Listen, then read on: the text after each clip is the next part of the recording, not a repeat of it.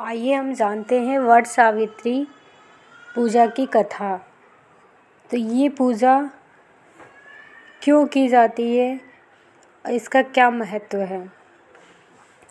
वट सावित्री राजा अश्वपति की पुत्री थी, जिनका विवाह राजा उदमसेन के बेटे सत्यवान से हुआ।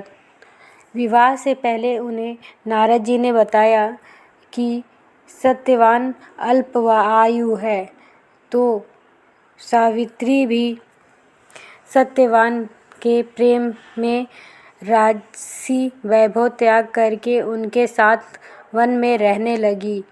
सत्यवान के महाप्रयाण के दिन वह लकड़ियाँ काटने जंगल गए।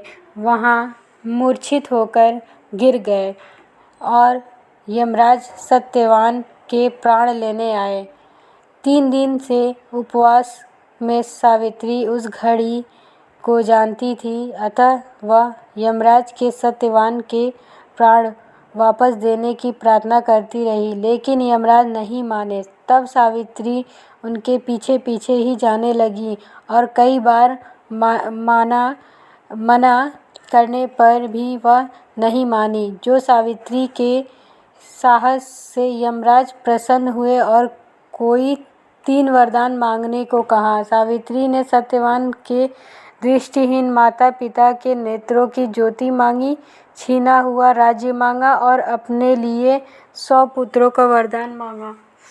तथा वस्तु कहने के बाद यमराज समझ गए कि सावित्री पति को साथ ले जाना संभव नहीं, अतः उन्होंने सावित्री को अखंड सौभाग्य का आशीर्वाद दिया और वहाँ से अंतर्धान हो गए। उस समय सावित्री अपने पति को लेकर वट वृक्ष के नीचे बैठ गई।